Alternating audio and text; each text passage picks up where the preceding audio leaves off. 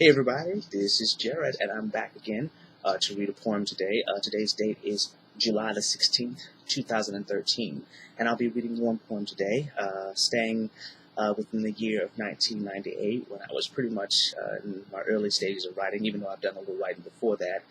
Um, this poem is entitled My Commander, and it was written in October of 1998. This poem stems from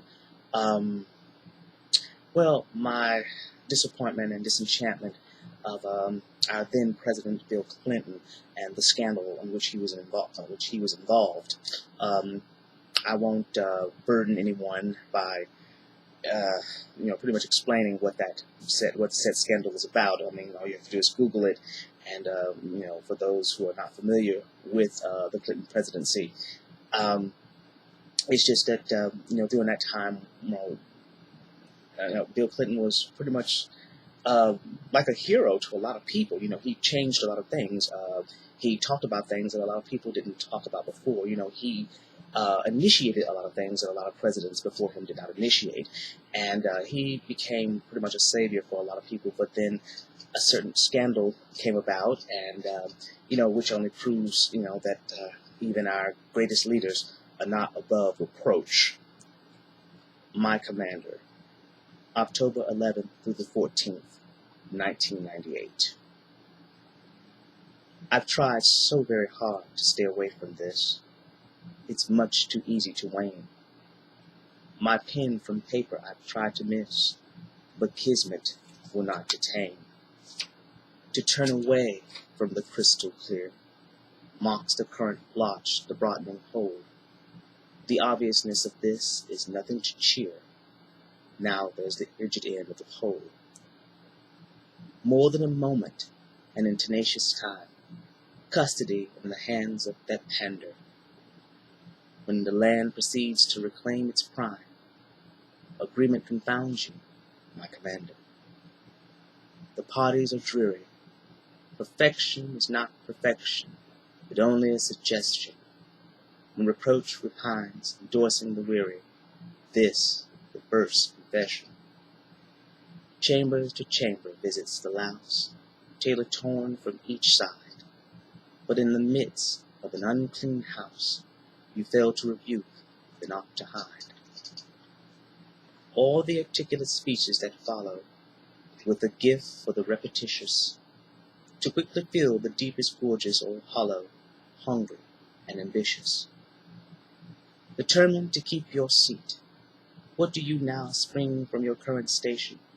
Does your heart from only worrying beat, or tainted by the spree of your own creation? Causes and effects, and whatever. However, the people's business, thus the stuff that held firm is no longer together. Who will catch us? How many more hits? Will there be yet another mistake? The majority is in fits. We all tremble and ache. You are my executive in chief, and respect is due to you. As credence is belief, my code stands true. But what of the dazzled youth with burgeoning inquiries that are long? Is morality a plaything or an unwanted truth, a crack in a once valuable stone? You will play it till it's finished out, mark more than eyes that gander. Some will remember alike, others aloud. Accept it, my commander.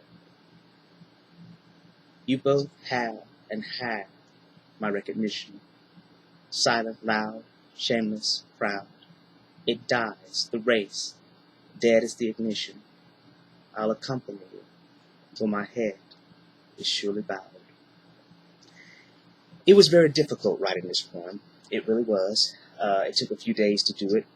It's not the best rhyme, but I wanted to express how I felt, about the scandal, about the disappointment of our then president, although I've gotten over it, of course, and I do still think he's one of the greatest presidents that we've ever had. But back then, it's like I know that, when we achieve something good and we want it to stay for a while, but I keep forgetting that, all good things must come to an end. I also wanted to make a note about one of the stanzas of this poem when I quote, "To stay away from the crystal clear." I know that's a cliche, but I do have that. I do have quotations around that to let us know that that is a known phrase, and that. But I thought that those two particular words were perfect. To stay away from the crystal clear, mocks the current, blotch the broadening hold. Was pretty much was, I guess, it filled that hole that needed to be filled, in regards to my explanation how I felt about the entire scandal. I think those particular two lines, that particular line, pretty much says it all.